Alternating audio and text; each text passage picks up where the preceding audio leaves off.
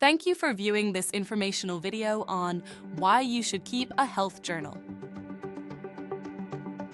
Many doctors and therapists have addressed the benefits of people who are ill, to keep records of their ailment or injury, and for a variety of reasons, not the least of which is that it can be beneficial to the individual by helping them manage their own care by paying closer attention to what's going on in their lives on a day-to-day basis. Imagine that a picture was laid out in front of you and you were looking at it through a telescope. It would be difficult for you to see much of anything with your view so limited. Yet, when you put the telescope aside and look at the picture in its entirety, you can see everything much better. The same is true with a journal. If you look at your symptoms over the span of a day or even a week or two, it won't give you a clearer picture of what's going on, or how you can, or why you should consider making some changes. When you look at the complete picture, you might start to see patterns forming. These may be related to your activities, the medication you took, the foods you ate, your sleep patterns, stress factors, etc. So, let me encourage you to take the few minutes to listen to the reasons why you should consider keeping a health journal. Let me ask this of you. What did you do or how did you feel last Thursday? How about 2 weeks ago? When did you see your doctor last? What did you eat the last time that you began to feel poorly? Can you recall what physical activity you engaged in on your last bad day? Or how much sleep did you get that night or the night before? Maybe you will remember those things for a couple of days, or perhaps even a week. But most of us will forget the finer details, and that's where keeping a health journal can be beneficial to you. Notice that a journal is different from a diary, which is typically used to record your private thoughts and personal moments. The purpose of a journal, however, is generally to keep track of your day-to-day activities for use as a reference later. These things may be for tracking a pregnancy, weight reduction plan, gym or fitness results, Bible studies, or for prayers made and prayers answered. A journal could in fact be for any number of reasons or events. Generally speaking, all journals have the same basic intent: to document something as it occurs so that it can be reviewed later, to give us a clearer picture of what has been, and/or to help us recall things that we may have forgotten. Some other uses may be to track the particular details of a medical condition as a health journal, whether for your own personal knowledge, or to share with a doctor or caregiver. Other uses for a health journal may be for referencing before a court proceeding after an accident or injury. The information gathered and recorded by you as it happened can prove valuable and insightful in such a case. And that's what we're going to focus upon right now. This presentation is meant to highlight some of the benefits of keeping a health journal, and why having such a journal could prove beneficial to the afflicted or injured person who's keeping it. Each of the journals featured here was created to document your health for a 3-month period of time, which will hopefully be long enough to identify any patterns. This also keeps the journals small enough and light enough that they can be easily carried with you in a purse, bag, or briefcase without being too cumbersome. A 3-month period of time might also help the individual see if journaling is right for them, or perhaps for a loved one if it is given as a gift. Also, oftentimes, just getting things out of your system by writing them down in the comments section can prove to have a beneficial effect on your mental health, in a therapeutic sense. The sample journal that I'll be using for reference here is called My Fibromyalgia Journal, Light.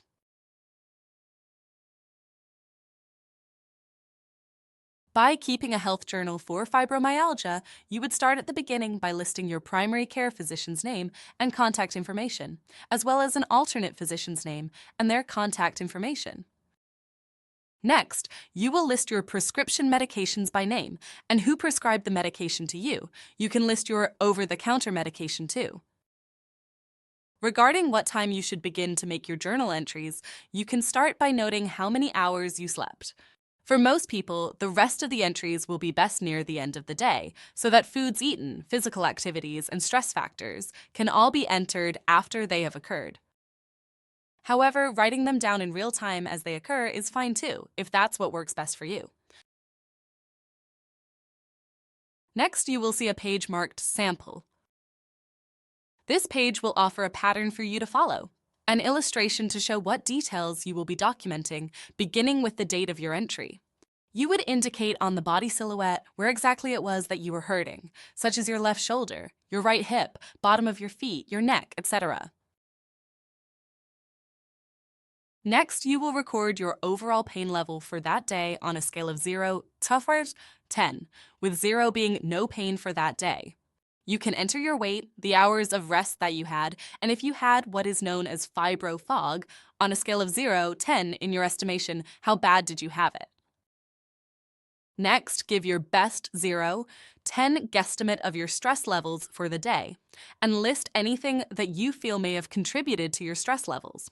You would also list anyone that you had a medical appointment with, any medications you took, including what dosage, your physical activity, and what foods you ate. There is also a place at the bottom of each page where you can make additional comments of whatever is on your mind.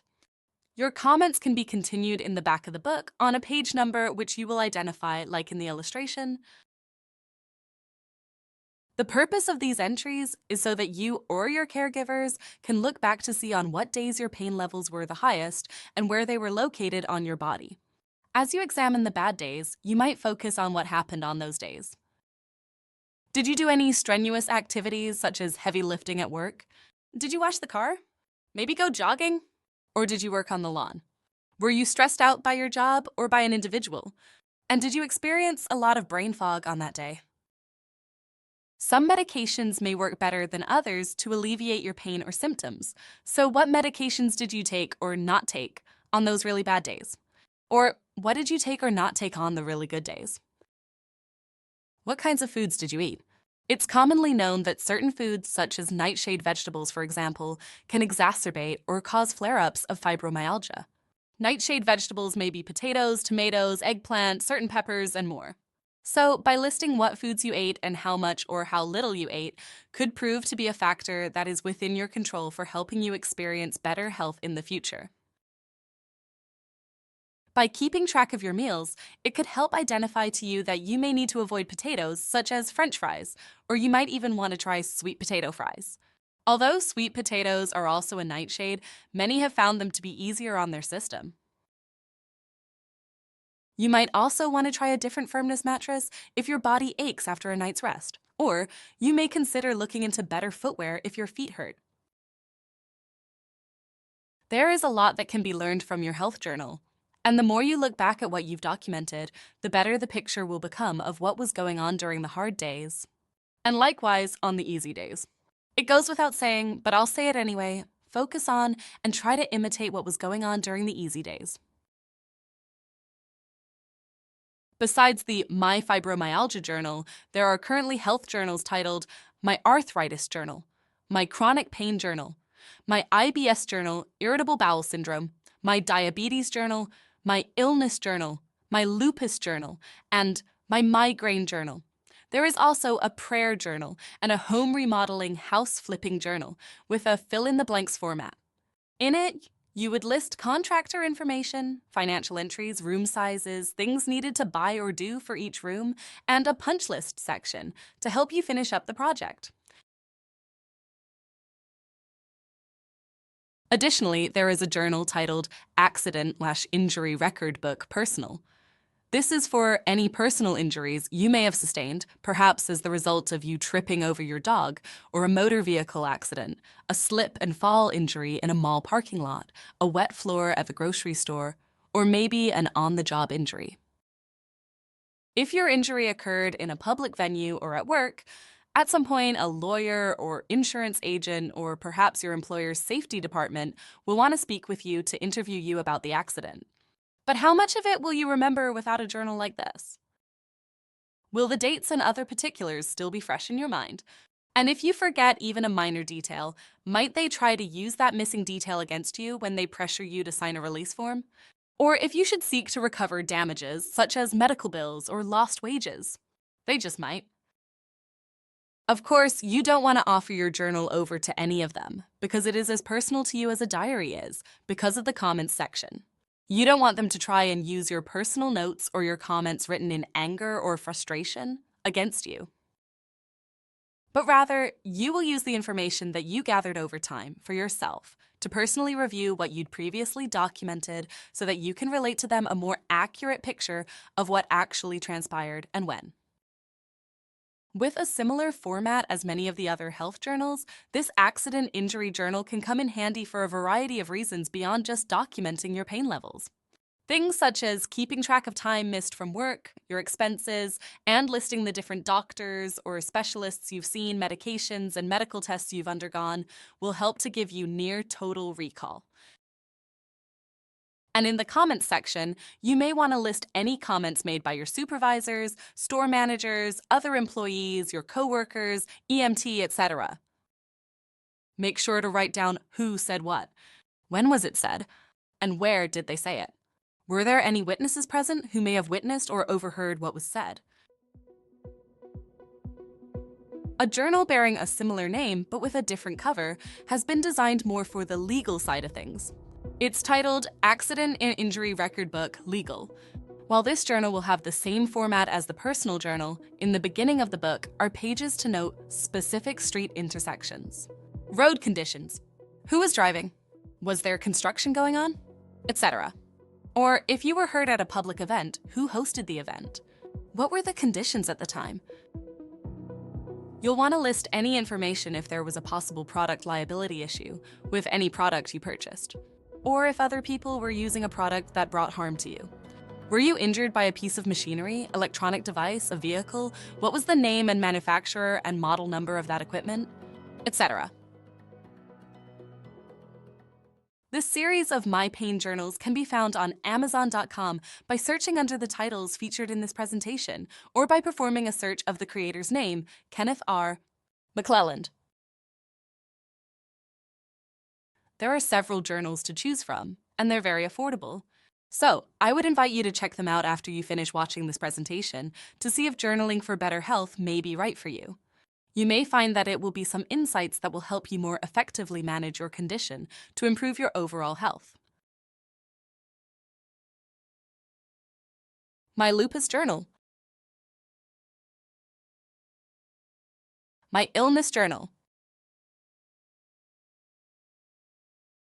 My Diabetes Journal. My Arthritis Journal. My IBS Journal. My Daily Prayer Journal. My Migraine Journal. House Flipping and Home Remodel Journal. To reiterate, the My Journals series of health journals can be found on Amazon.com by searching under the titles named in this presentation. You can also do a search on Amazon.com for the creator's name, Kenneth R. McClelland. Thank you so much for listening. My hope is that you will have a healthy, happy, and blessed rest of your life.